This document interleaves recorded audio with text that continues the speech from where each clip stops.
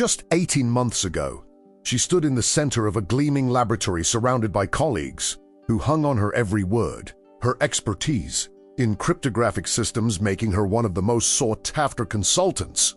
In the private sector, Dr. Sarah Hartwell had built a career on being the person companies called when their security systems needed to be unbreakable, when their data needed protection that went beyond what anyone else could provide.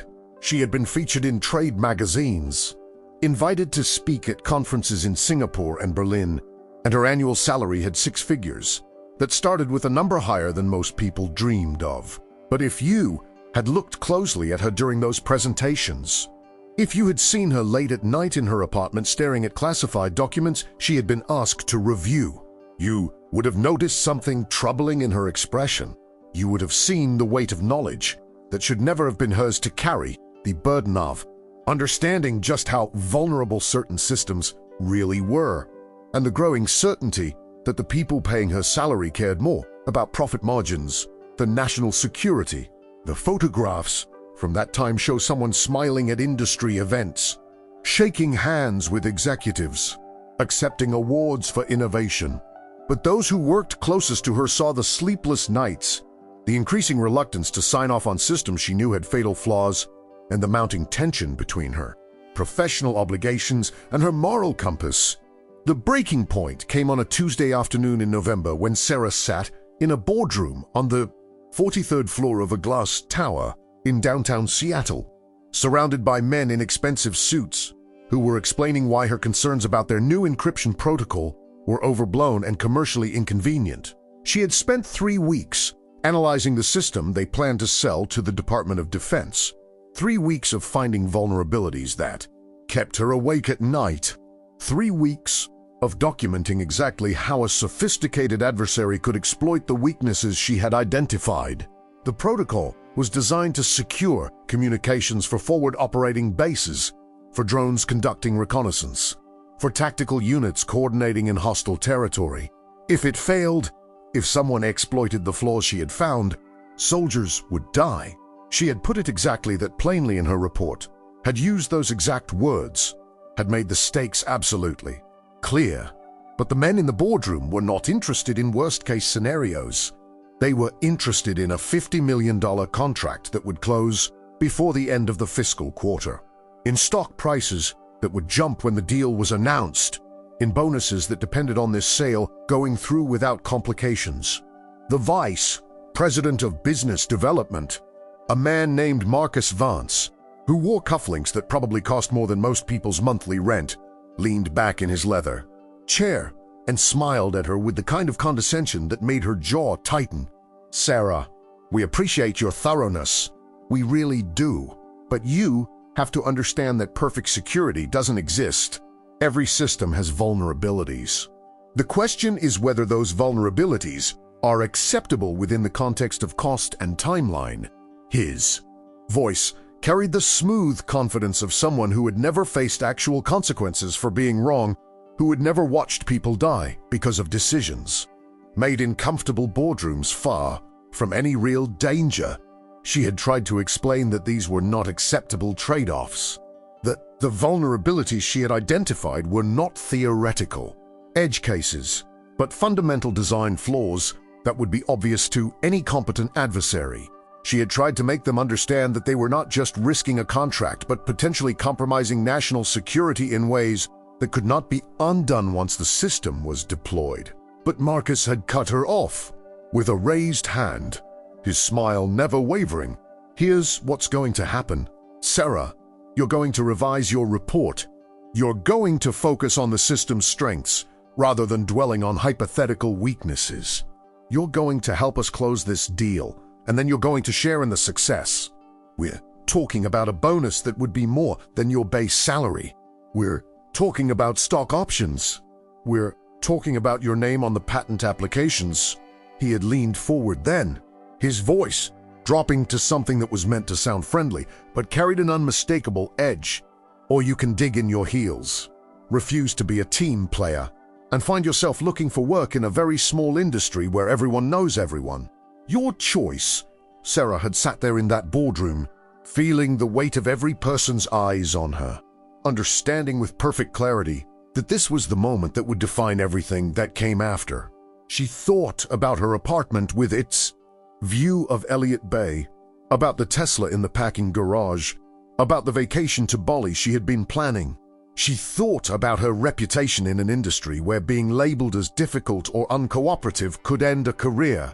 She thought about her student loans that were finally paid off, about her retirement accounts that were actually starting to accumulate real money, about the security she had worked so hard to build. And then she thought about soldiers in some desert outpost trusting their lives to a system she knew was fundamentally broken, about communications that could be intercepted, about operations that could be compromised, about the cascade of failures that could result from vulnerabilities that should never have been allowed into deployment. She had stood up from the table, gathered her laptop and her files, and spoken in a voice that was quiet but absolutely steady. I won't revise the report. The vulnerabilities are real, they're critical, and they need to be fixed before this system goes anywhere near military deployment. If you proceed with this sale without addressing these issues, I'll have no choice but to report my findings to the appropriate oversight authorities. The room had gone completely silent. Marcus's smile had disappeared like someone had flipped a switch. The chief technology officer, a man named Robert Chun who had been a mentor when she first joined the company, had looked at her with something that might have been respect or might have been pity. She could not tell which. And the CEO, a woman named Patricia Aldridge, who had built the company from a garage startup to a major defense contractor, had simply nodded once and said, "Then I think we're done here." Sarah had been escorted from the building that same afternoon. Security had watched while she cleared out her desk, had walked her to the packing garage, had waited while she loaded boxes into her car. Her access badges had been deactivated before she reached the lobby. Her corporate email had been shut down before she made it home. By the next morning, there was a carefully worded press release announcing that Dr. Sarah Hartwell had decided to pursue other opportunities, and the company wished her well in her future endeavors.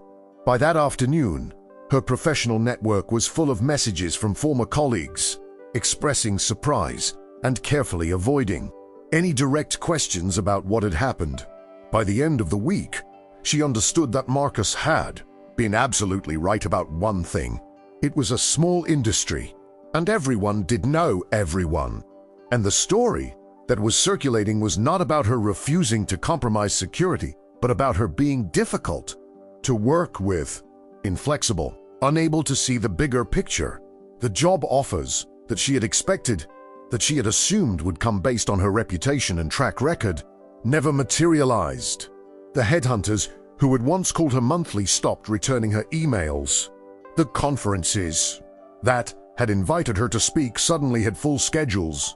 She applied to 23 positions in 3 months and received exactly 2 responses, both of them polite rejections that cited her excellent qualifications but mentioned that they were pursuing candidates whose experience was a better fit. She knew what that meant. She knew that Marcus or Patricia or someone in their network had made sure that hiring Sarah Hartwell came with complications that no one wanted to deal with. She watched her savings account diminish month by month, watched her retirement accounts that she had to tap into for living expenses, watched the carefully constructed security of her professional life crumble in a way that felt both surreal and inevitable. By month, for she had moved out of her apartment with a view and into a studio in a less expensive neighborhood.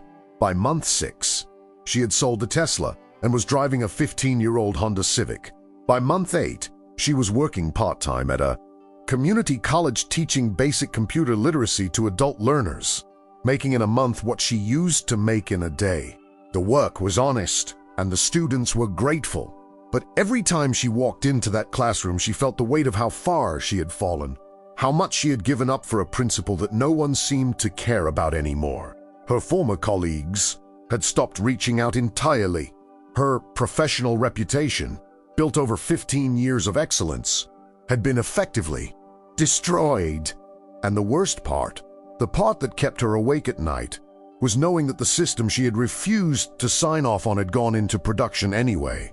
They had found someone else to approve it, someone more flexible, someone who understood how to be a team player. The $50 million contract had closed. The stock price had jumped. The bonuses had been paid.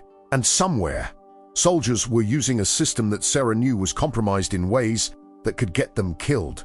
She had tried to report her concerns through official channels.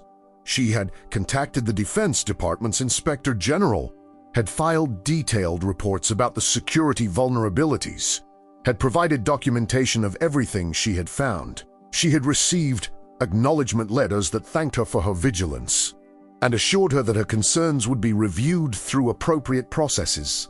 Nothing had happened. The system had remained in deployment. Her warnings had been filed away in some bureaucratic archive where they would never see the light of day. She had considered going to the press, but her lawyer had explained that the non-disclosure agreements she had signed gave her former employer grounds to sue her into complete financial destruction if she disclosed any proprietary information. She was trapped in a situation where she knew about a critical security flaw, where she had tried to do the right thing through every available channel, and where the only result had been her own professional destruction while the actual problem remained unaddressed. 18 months after that boardroom meeting, Sarah stood at a bus stop on a gray February morning, waiting for the number 42 that would take her to the community college where she taught 3 classes a week. The rain was the kind of persistent Seattle drizzle that soaked through clothing slowly but thoroughly, and she had not bothered with an umbrella because the walk from her studio apartment to the bus stop was only for blocks, and the umbrella she owned had broken last week, and she had not gotten around to replacing it. Her coat was damp. Her shoes were letting in water through a crack in the sole that she kept meaning to get fixed. And her canvas bag full of student assignments was getting heavier as the fabric absorbed moisture. She was 37 years old and felt like she had lived several lifetimes in the past year and a half. Had gone from the top of her field to barely scraping by. Had gone from being someone whose expertise was valued to someone who could not even get an interview for positions she was overqualified for. The bus stop was on a corner near a closed-down coffee shop that had gone out of business during the pandemic and never reopened. Its windows now covered with plywood that was tagged with graffiti. There were 3 other people waiting. An elderly woman with a shopping cart full of belongings.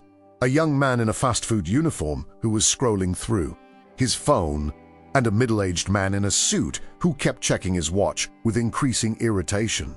None of them looked at each other. That was the unspoken rule of public transit in the city. Maintain your bubble, avoid eye contact. Pretend the other people around you do not exist. Sarah checked her own phone and saw that the bus was running 12 minutes late. She sighed and shifted the weight of her bag to her other shoulder, feeling the damp canvas strap dig into her collarbone through her coat. She thought about the lecture she had prepared for her morning class, an introduction to database basics for students who were trying to gain skills that might get them better jobs. Most of them were older, people who had been laid off from manufacturing or retail and were trying to reinvent themselves in an economy that had no use for their previous experience. She saw herself in them more than she wanted to admit, saw the same desperate hope that learning something new might open doors that had been slammed shut, the same exhaustion that came from trying to rebuild when you were already worn down.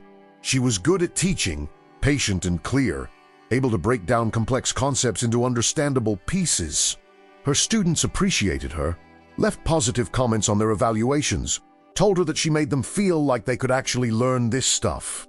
But it was not what she had trained for, not what she was capable of, not where her skills could make a real difference.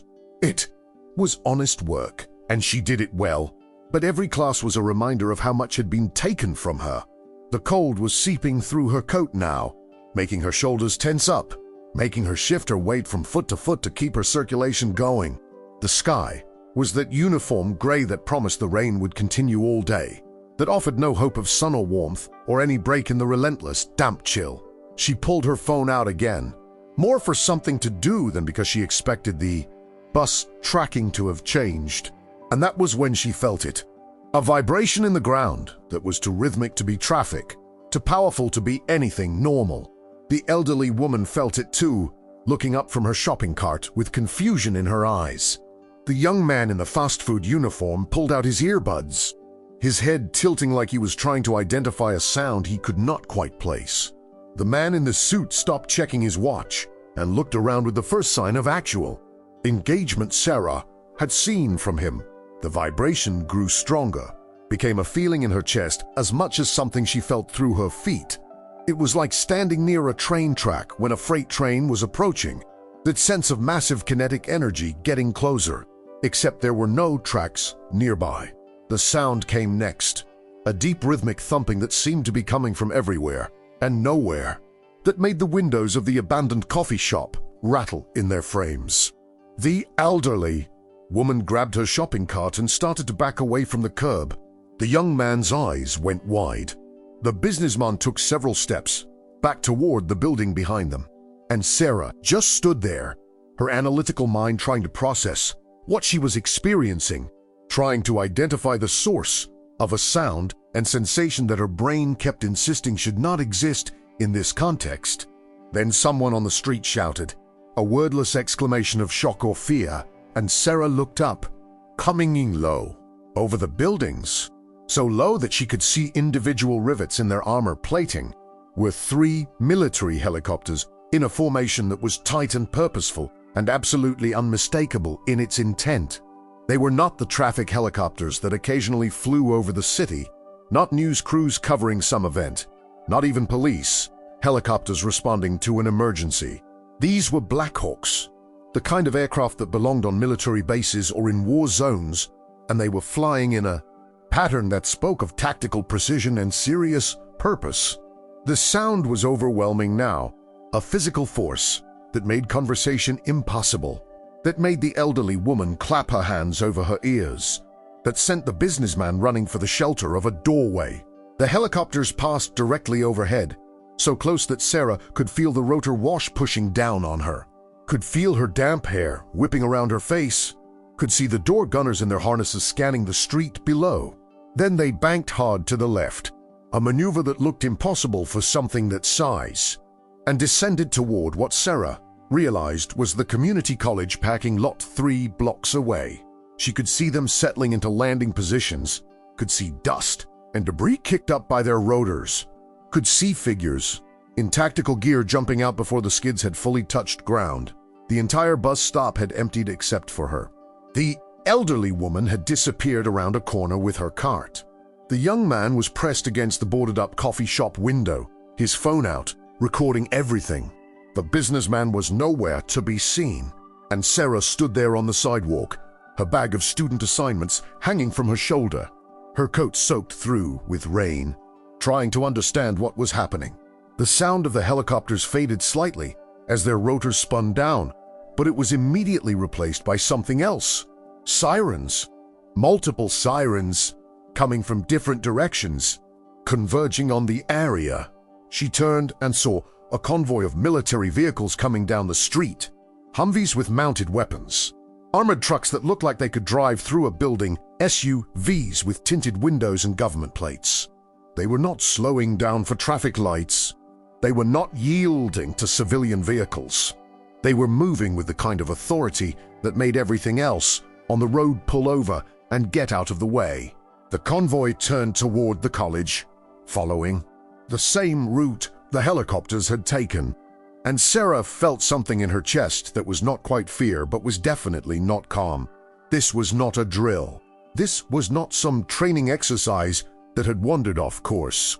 This was a military operation happening in broad daylight in the middle of a civilian area, and she had no idea what could justify that kind of response. She started walking toward the college, not really thinking about why, just following some instinct that told her this was connected to her somehow, even though that made no logical sense. Other people were coming out of buildings now, drawn by the sound and the spectacle, some of them filming on their phones, some of them just staring in shock. A police car came screaming around the corner, lights flashing, but it did not try to intercept the military convoy. It just followed at a distance, like even the local cops understood that this was beyond their jurisdiction. Sarah walked faster, her wet shoes squelching with each step, her bag banging against her hip. her heart rate climbing even though she told herself there was no reason to be afraid. She had done nothing wrong. She had no connection to anything that would justify this kind of response.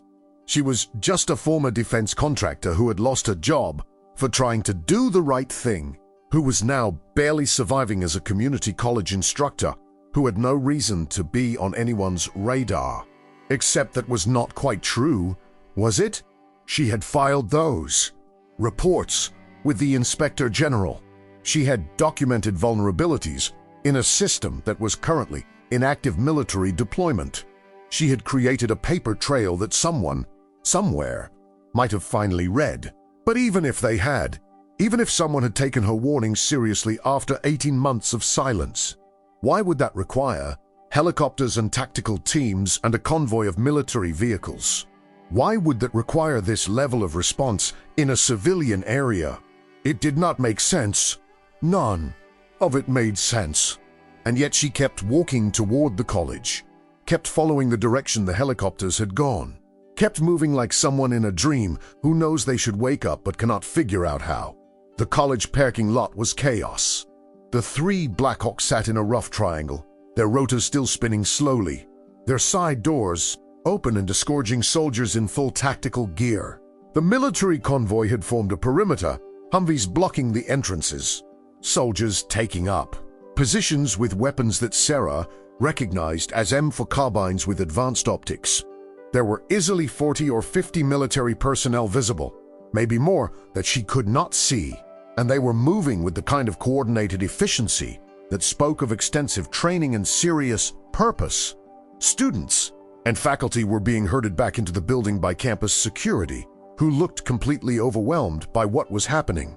A news helicopter was circling overhead, kept at a distance by what Sarah assumed was some kind of no-fly zone that had been established around the operation. She stood at the edge of the parking lot, separated from the military presence by a line of yellow caution tape that had been strung up with impressive speed, and watched as a man in a different uniform stepped out of one of the SUVs. He was older, maybe 50, with gray hair cut military short and the kind of bearing that suggested high rank and serious authority. He was followed by two other officers, a woman and a man, both younger, but both carrying themselves with the same professional intensity. The older man spoke briefly with someone who appeared to be in command of the tactical team, then turned and scanned the crowd of onlookers that had gathered despite the efforts of campus security to clear the area. His eyes found Sarah almost immediately, locked onto her with a focus that made her breath catch in her throat. He said something to the two officers with him, and they both turned to look at her as well. Then the older man was walking toward her, moving with purpose, the crowd parting in front of him without him having to say a word. Sarah wanted to run. Every instinct she had was screaming at her to turn around and disappear into the city, to get as far away from this situation as possible, to pretend she had never seen any of this. But her feet would not move. She just stood there, clutching her bag of student assignments, her coat dripping rainwater onto the pavement, and watched as the man approached. He stopped about 3 feet away from her, close enough that she could see the insignia on his uniform that identified him as a colonel, close enough that she could see the network of fine scars on the left side of his face that spoke of some past injury. His eyes were gray and sharp and completely focused on her. When he spoke, his voice was quiet but carried absolute authority. Dr. Sarah Hartwell. It was not really a question. He knew exactly who she was. She nodded, not trusting her voice. He glanced at her damp coat, at her worn shoes, at the canvas bag she was holding, and something flickered in his expression that might have been surprise or might have been concern. Ma'am, I'm Colonel James Mitchell from the Defense Intelligence Agency. I need you to come with me right now. Sarah found her voice, though it came out shakier than she wanted. What is this about? Colonel Mitchell exchanged a glance with the female officer who had followed him, then looked back at Sarah. Ma'am, 18 months ago you filed a report with the Department of Defense Inspector General regarding security vulnerabilities. in the Nexus 7 encrypted communications system. That report was flagged as low priority and filed without action. 3 days ago, a forward operating base in Syria went dark. All communication ceased. When a relief force reached the base 6 hours later, they found that every piece of communications equipment had been compromised. Someone had exploited exactly the vulnerabilities you identified in your report. The base was minutes away from being overrun when the relief force arrived. 12 soldiers are in critical condition. 4 are dead. The words hit Sarah like physical blows. She felt her knees weaken, felt the packing lot tilt around her. Dead. Soldiers were dead because of the system she had refused to sign off on, because of the vulnerabilities she had documented and warned about, because no one had listened when she had tried to do the right thing. Colonel Mitchell continued, his voice still quiet but carrying an edge now that made it clear this was not a conversation she could walk away from. The attack was sophisticated and targeted. Whoever did this had detailed knowledge of the system architecture, which means they either had access to proprietary documentation or they had help from someone on the inside. Right now, you are the only person who predicted exactly how this system could be compromised. You are the only person who documented the specific attack vectors that were used, which means you are either the person who helped plan this attack, or you are the person who can help us understand how it happened and how to prevent it from happening again. Sarah's mind was racing, trying to process what she was hearing, trying to understand the implications. You think I had something to do with this? You think I helped someone attack a military base? Her voice rose with each question, anger, cutting through the shock. I tried to stop this. I told them the system was vulnerable. I lost my job because I refused to sign off on a system I knew was broken. I filed reports. I went through every official channel. No one listened. Colonel Mitchell held up a hand, his expression softening slightly. Ma'am, I'm not accusing you of anything, but I need your help right now. We have 17 other bases using the same system. We have drones, reconnaissance aircraft, tactical units, all depending on communications that we now know can be compromised.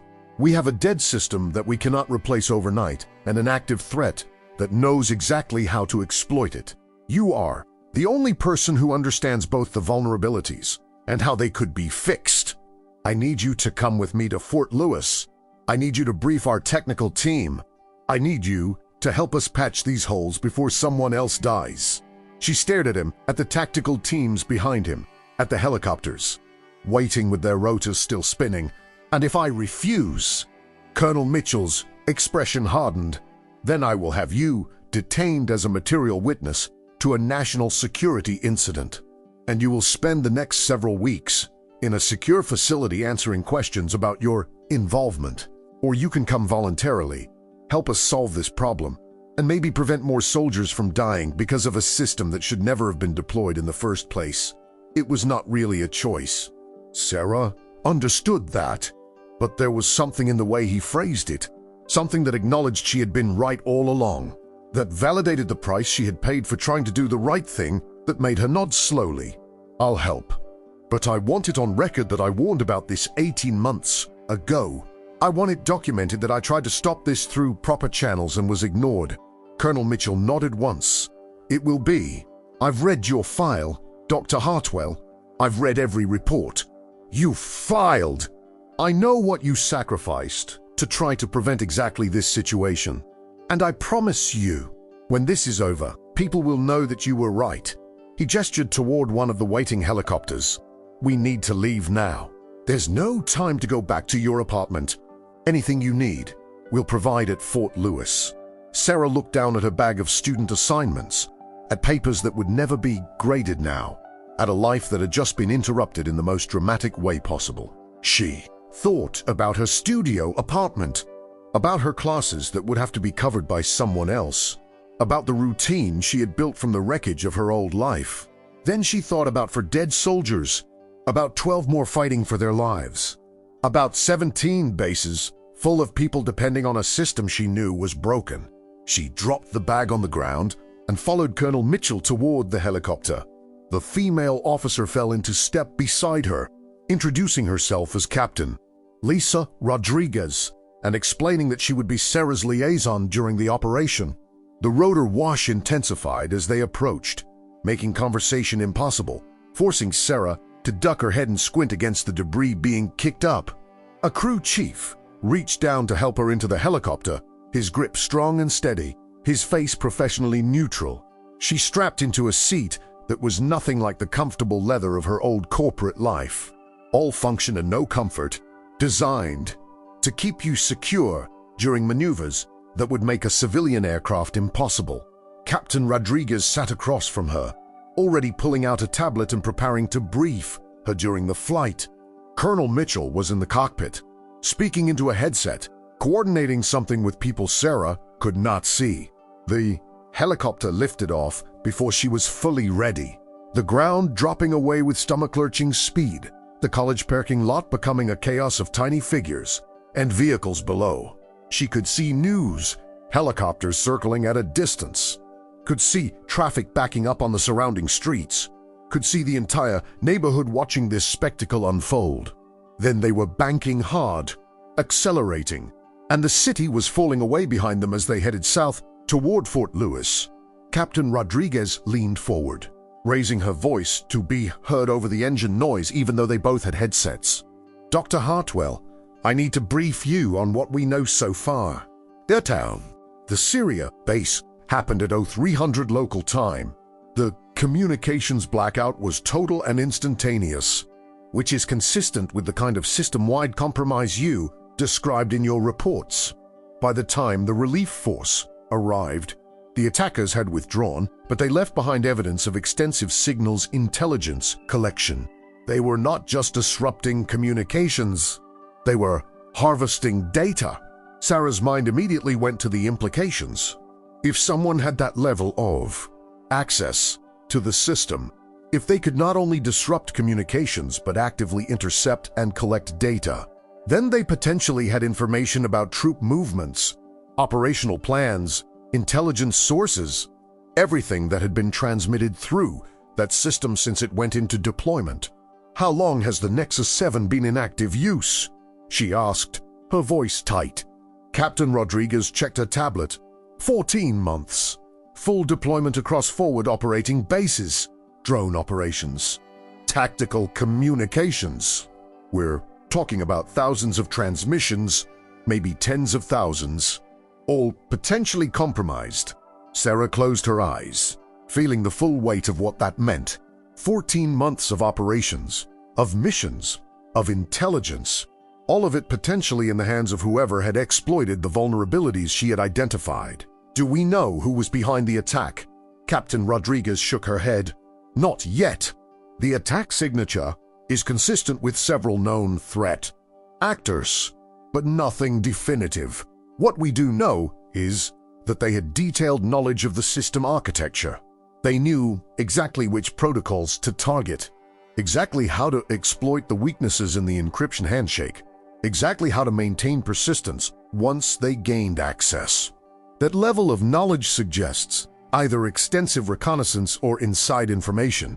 She paused, her expression making it clear what she thought about that possibility. "Which is why some people are very interested in talking to you about who you might have shared your findings with after you left your previous employer." Sarah felt anger surge through her exhaustion. "I didn't share anything with anyone except official government channels. I filed my reports through proper procedures. I followed every rule, and I was ignored." Captain Rodriguez held up a hand in a placating gesture. "I believe you, Dr. Hartwell. Colonel Mitchell believes you. But there are people in the intelligence community who are going to need convincing. You're going to be asked a lot of questions. Some of them are going to be uncomfortable. My advice is to answer honestly and completely, because the alternative is much worse." Sarah understood what she was saying. Cooperate fully or be treated as a suspect. It was not fair, but fairness had stopped being relevant to her life about 18 months ago. The flight to Fort Lewis took 20 minutes, the landscape below changing from urban sprawl to suburban, development to the forests, and military installations of Joint Base Lewis McChord. Sarah had never been to a military base before, had only seen them in movies and news footage, and the reality was both more mundane and more impressive than she had expected. The helicopter descended toward a landing pad near a cluster of buildings that looked like they belonged to some kind of headquarters complex.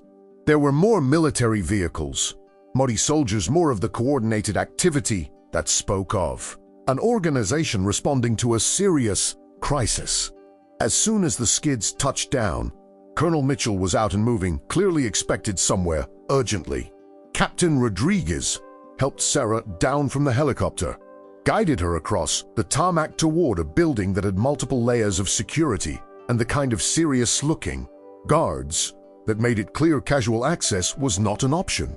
Inside, the building was all fluorescent lights and linoleum floors, and the peculiar smell of military facilities everywhere, a combination of floor wax and old coffee and something indefinable that might just be the scent of institutional purpose. Captain Rodriguez led her through a maze of corridors, past offices full of people working at computers, past briefing rooms where groups of officers studied maps and satellite imagery, past secure doors that required badge access and sometimes biometric scans. Finally, they reached a conference room that had been set up as some kind of operations center. There were multiple computer workstations, large displays showing maps and data streams, and about a dozen people who all turned to look at Sarah when she entered. Colonel Mitchell was there, along with several other senior officers, a handful of civilian technical specialists, and two people in suits who Sarah immediately identified as intelligence analysts or possibly lawyers. One of them, a woman in her 50s with steel gray hair and an expression that suggested she did not suffer fools, spoke first. "Dr. Hartwell, I'm Janet Brennan, Deputy Director of the Defense Intelligence Agency's Technical Analysis Division. Thank you for agreeing to help us with this situation." The phrasing was careful, making it sound like Sarah had had a choice, which they both knew was not quite true. "I need to establish some ground rules before we begin. Everything discussed in this room is classified at the top secret level or above. You will be read into specific compartmented programs as necessary. Any disclosure of information you learn here to anyone at any time will result in federal prosecution. Do you understand?" Sarah nodded, feeling like she was signing her life away but not seeing any alternative. Janet Brennan continued, her voice brisk and professional. "Good. Now, we need you to walk us through exactly what you found when you analyzed the Nexus 7 system. We need to understand not just the vulnerabilities, but how you identified them, what methodology you used, what tools you employed. We need to know if anyone else had access to your analysis, if you discussed your findings with anyone outside official channels, if there is any possibility that your work could have been compromised." Sarah took a breath, organizing her thoughts, and began to explain. She described her initial analysis of the system architecture, the security review process she had followed, the automated testing tools she had used to probe for weaknesses. She walked them through the specific vulnerabilities she had identified. A flaw in the encryption handshake that could allow a man-in-the-middle attack, a weakness in the authentication protocol that could enable session hijacking, a buffer overflow vulnerability that could potentially allow code execution on the communications hardware itself. As she talked, she could see the technical specialists taking notes, asking clarifying questions, occasionally exchanging glances that suggested they were following her logic and not liking what they were hearing. Colonel Mitchell stood near the back of the room, his arms crossed, his expression grim but not surprised. He had clearly read her reports thoroughly, had understood the implications, and was probably furious that it had taken a catastrophic failure and dead soldiers to get anyone else to pay attention. When Sarah finished her initial overview, one of the technical specialists, a young man with the kind of pallor that suggested he spent most of his time indoors, staring at screens, raised his hand like he was in a classroom. "Dr. Hartwell, the attack on the Syria base exploited all three of those vulnerabilities in sequence.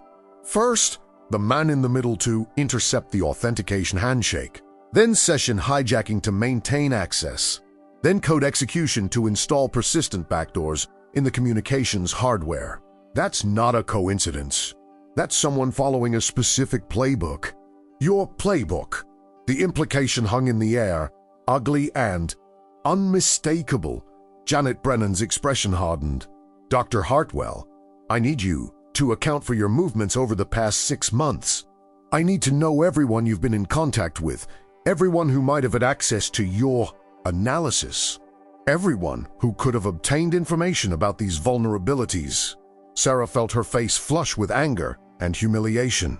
I've been teaching basic computer literacy at a community college. I've been living in a studio apartment and barely making rent. I haven't had contact with anyone in the defense industry since I was fired. My social life consists of grading papers and occasionally getting coffee at the same cafe where half the other adjunct instructors hang out. If someone is using my analysis, they got it from the official reports I filed. Not from me. Colonel Mitchell stepped forward, his voice cutting through the tension in the room. Dr. Hartwell filed multiple detailed reports through official channels. Those reports were digitally transmitted, stored on government servers, and accessible to anyone with appropriate clearances. If we're looking for a leak, we need to be examining who had access to those reports. Not assuming Dr. Hartwell was careless with classified information, Janet Brennan turned a sharp gaze on him. Colonel, with all due respect, we need to eliminate all possibilities. Dr. Hartwell's expertise makes her a potential asset or a potential threat. We need to determine which. Sarah heard herself laugh, a bitter sound that surprised even her. A potential asset. Is that what I am now? 18 months ago, I was a problem that needed to be eliminated. I was difficult and inflexible and not a team player. I lost everything because I tried to warn people about exactly this situation. And now that soldiers are dead, now that my warnings turned out to be accurate, suddenly I'm an asset. The room went quiet. Several of the technical specialists looked uncomfortable. Janet Brennan's expression did not change, but something flickered in her eyes that might have been acknowledgement of the point. Colonel Mitchell spoke again, his voice measured but firm. Dr. Hartwell is here voluntarily to help us solve a critical security problem. She has cooperated fully. She has provided detailed technical analysis. And unless someone in this room has evidence that she has done anything wrong, I suggest we focus on fixing the system rather than trying to assign blame for failures that happened at levels far above her pay grade. It was not quite an order, but it carried enough authority that Janet Brennan nodded slowly. Agreed. Dr. Hartwell, I apologize if my questions seemed accusatory, but I'm sure you understand that we need to be thorough. Sarah did not trust herself to respond to that, so she just nodded. The next 6 hours were a blur of technical discussions, system architecture diagrams, code reviews, an increasingly complex analysis of exactly how the attack had been carried out. Sarah worked with the technical specialists to map out not just the vulnerabilities she had identified, but how those vulnerabilities could be patched without completely redesigning the system. It was delicate work because any change to the encryption protocols or authentication mechanisms had to be carefully tested to ensure it did not create new vulnerabilities while fixing the old ones. She found herself falling into a rhythm she had not experienced in 18 months, the deep focus of solving complex technical problems.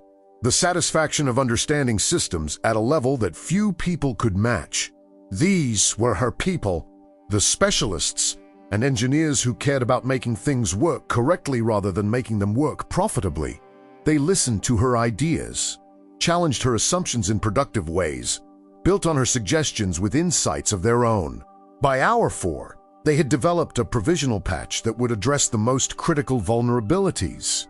By hour 6, they had a testing protocol and a deployment timeline.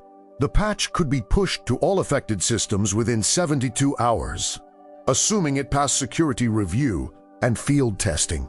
It was not perfect, but it would close the holes that had been exploited in Syria and make similar attacks significantly more difficult. Sarah sat back from the computer workstation she had been using, feeling exhaustion crash over her like a wave. She had not eaten since a piece of toast that morning, had not slept in what felt like days, even though it had only been one very long day, had not had time to process any of what was happening. Captain Rodriguez appeared at her elbow with a bottle of water and a protein bar, both of which Sarah accepted gratefully. Colonel Mitchell approached, looking as tired as Sarah felt, but somehow still projecting competence and authority. "Dr. Hartwell, the technical team tells me your patch is solid. We're going to fast-track it through security review and start deployment tomorrow morning. You may have just saved a lot of lives." Sarah took a long drink of water before responding. "I could have saved more lives 18 months ago if anyone had listened." Mitchell nodded, his expression acknowledging the truth of that. "You're right. The system failed you. Multiple systems failed you. And I'm going to make sure that failure is documented and that it doesn't happen again. But right now, I need to ask you something else." He paused, choosing his words carefully. "The Nexus 7 system was just one contract, one project. Your former employer has multiple other defense contracts, other systems in active deployment. Based on what you've seen today, based on your knowledge of how the company operates, do you think there are other systems out there with similar vulnerabilities?" Sarah thought about that, about the culture at her former company, about the pressure to meet deadlines and close deals, and prioritize profits over security. "Yes," she said. "Finally, I think there are probably multiple systems with serious security flaws that were approved because someone was willing to be flexible about acceptable risk. I think the Nexus 7 is probably not an isolated case." Mitchell's jaw tightened. "That's what I was afraid you'd say, Dr. Hartwell. I'm going to be blunt. The military needs people like you, people who understand these systems at a deep technical level, people who have the moral courage to speak up when something is wrong, even when it costs them personally, people who can't be bought or intimidated into signing off on systems that put lives at risk. We need you to help us review other contracts, other systems. We need you to do for those projects what you tried to do for Nexus 7. Sarah stared at him, trying to process what he was asking. "You want me to work for the Defense Department?" Mitchell shook his head. "Not exactly. We're setting up a new oversight division, independent of the normal contracting process, with the authority to review and potentially kill projects that don't meet security standards. We want you to lead the technical review team, full GS-15 salary, which is probably less than you were making in the private sector, but more than you're making now. Full benefits security clearance, and most importantly, the authority to stop bad systems from being deployed. No one will be able to fire you for doing your job. No one will be able to pressure you into signing off on something you know is broken. You'll report directly to my office, and I will back you up when contractors complain that you're being difficult." Sarah felt something in her chest that she had not felt in 18 months. Hope. Why me? There are hundreds of security specialists with better credentials, people who haven't been blacklisted by the defense industry. Mitchell smiled, a tired expression that suggested he had been asked that question before and had his answer ready. "Because you proved you can't be bought. You proved you'll do the right thing even when it costs you everything. That's not a credential you can put on a resume, but it's the most important qualification for this job. The contractors are going to hate you. Some of my colleagues are going to think you're a pain in the ass. But soldiers' lives are going to be safer because you'll be reviewing the systems they depend on. So what do you say?" Sarah thought about her studio apartment, about her part-time teaching job, about the carefully constructed small life she had built from the ruins of her career. She thought about for dead soldiers in Syria, about 12 more fighting for their lives, about 17 bases depending on a system she had tried to warn people about. She thought about all the other systems out there, all the other corners that had been cut, all the other vulnerabilities. that existed because someone had decided that profit was more important than security. "I say yes," she said finally, "but I have conditions. I want full access to all contractor documentation. I want the authority to demand source code reviews. I want to be able to interview technical staff without contractor management present. And I want a legal team that will back me up when companies try to sue me for doing my job." Mitchell's smile widened. "Done. Welcome to the Defense Security Review Division, Dr. Hartwell. You start Monday. Between now and then, Captain Rodriguez will help you get your security clearances updated, get you moved into base, housing if you want it, and get you set up with everything you need. But right now, you need to eat something more substantial than a protein bar and get some sleep. You look like you're about to fall over." Sarah realized he was right. The adrenaline that had been keeping her going was wearing off, and she was suddenly aware of how exhausted she was. Captain Rodriguez appeared again, this time with a gentle hand on her elbow. "Come on, Dr. Hartwell. I'll show you to the temporary quarters. We can deal with everything else tomorrow." The next 2 days were a whirlwind of paperwork, briefings, security clearances, and the bureaucratic machinery of becoming a government employee. Sarah signed documents that made her head spin, submitted to background checks that were more thorough than anything she had experienced in the private sector, and sat through orientation sessions that explained everything from pay grades to the proper way to mark classified documents. She was assigned a small office in the headquarters building, given a government laptop with security protocols that made her old corporate systems look like toys, and introduced to the team she would be leading. They were a mix of military personnel and civilian specialists, all of them experienced in technical security review, all of them clearly curious about the woman who had been brought in over their heads to run the division. On the 3rd day, Colonel Mitchell called her into his office and closed the door behind her. "Dr. Hartwell, there's something you need to know before this becomes public.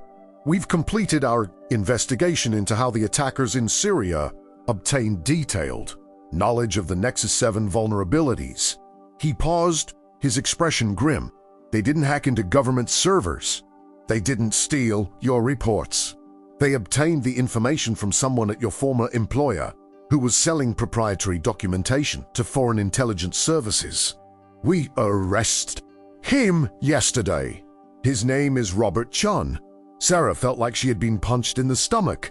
Robert Chun, her mentor, the man who had helped her get her first job in the industry, who had taught her half of what she knew about systems security, who had looked at her with what might have been respect or pity when she had walked out of that boardroom. Robert was selling information. Her voice came out as barely a whisper. Mitchell nodded. For about 3 years, apparently, he was in significant debt, gambling problems, and someone approached him with an offer he couldn't refuse. He provided documentation on multiple systems, not just Nexus 7. "The damage is extensive. We're going to be reviewing every contract his company worked on for the past 5 years. Sarah sat down heavily in one of the chairs in front of Mitchell's desk. Did he know? When I walked out, when I refused to sign off on the system, did he know that he had already compromised it? Mitchell's expression was answer. Enough. We believe so, yes. Which means your refusal to approve the system was even more important than you realized. If you had signed off on it, if you had given it your stamp of approval, the vulnerabilities would have been even harder to trace back to intentional compromise.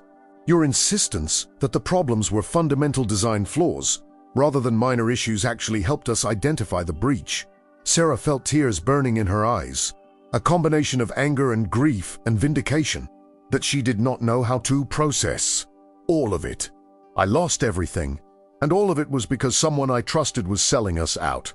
Mitchell leaned forward, his voice gentle but firm. No, you lost everything because you did the right thing in a system that was broken, and now you're in a position to fix that system. Robert Chun's arrest is going to send a message to every defense contractor out there. We're not going to tolerate compromised security. We're not going to accept systems that put soldiers at risk.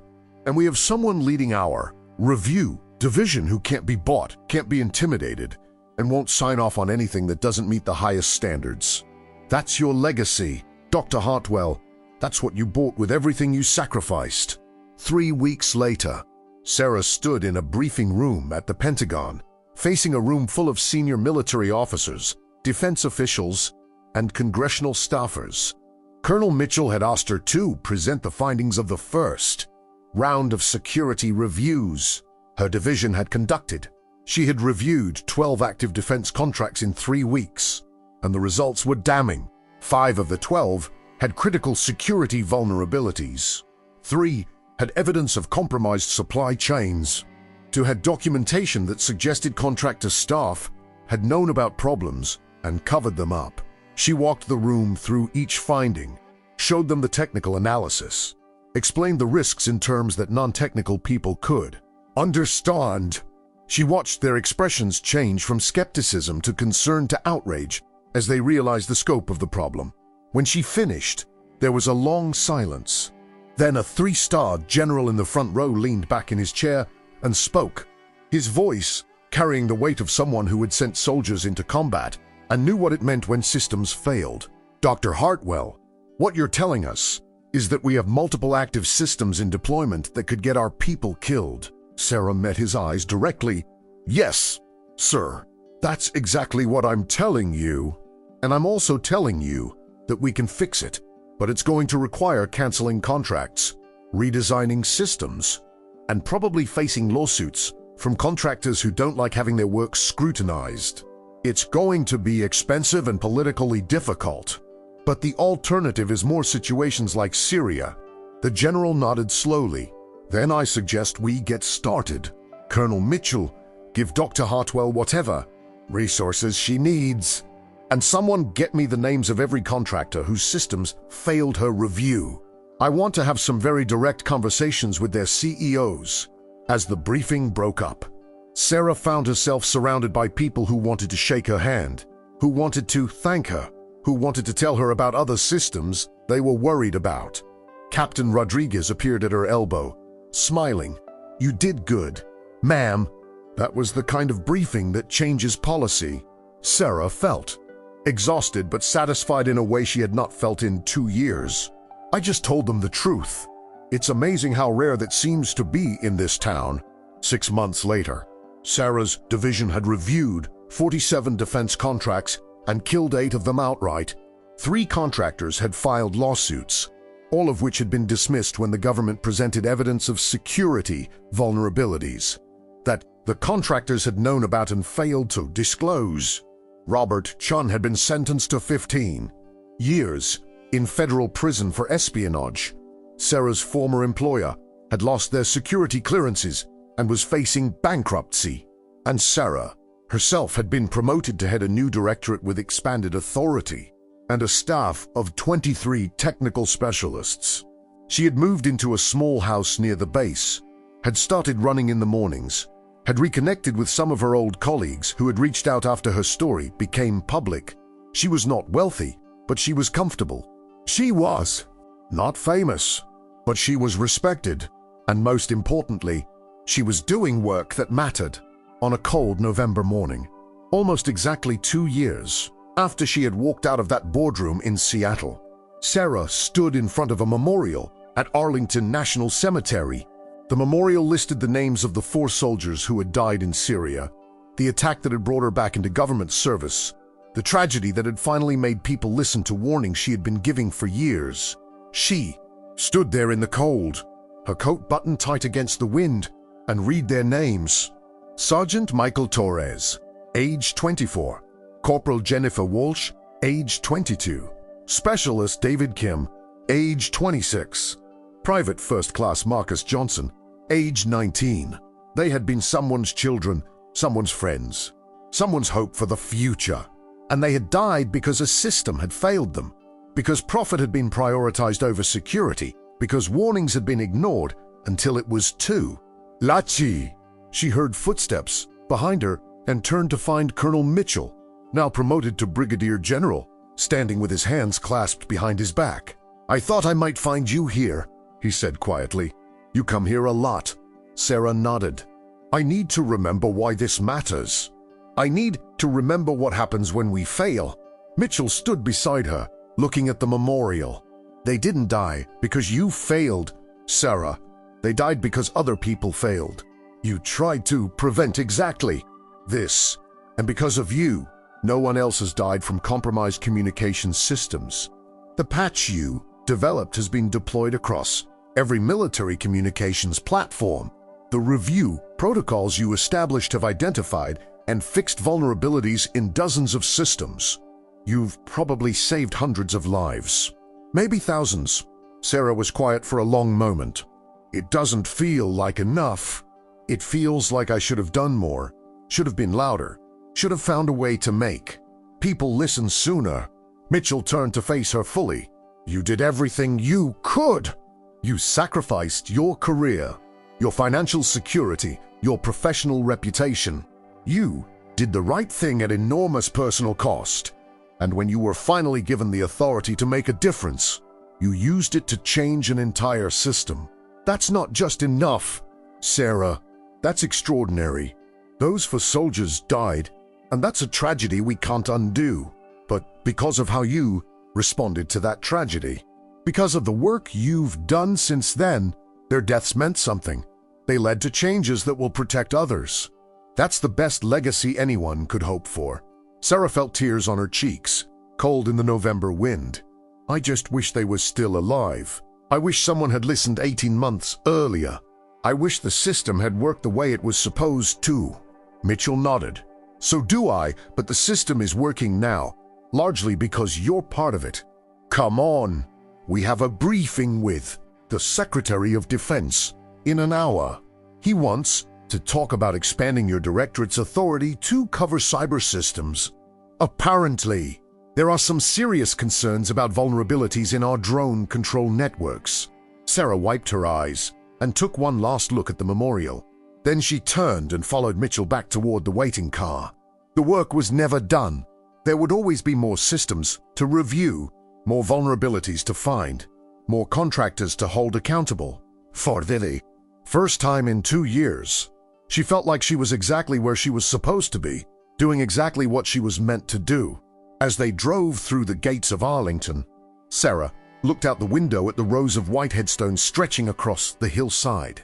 Each one represented someone who had served, someone who had sacrificed, someone whose life had meaning beyond their death. She thought about the 4 names on that memorial, about the 12 soldiers who had survived but would carry scars from that attack for the rest of their lives, about all the soldiers she would never meet whose lives might be saved by systems that actually worked the way they were supposed to. It was not the career she had planned. It was not the life she had imagined when she was standing at that bus stop in the rain, waiting for a ride to a teaching job that barely paid her bills. But it was a life that mattered. It was work that made a difference. And sometimes that was enough.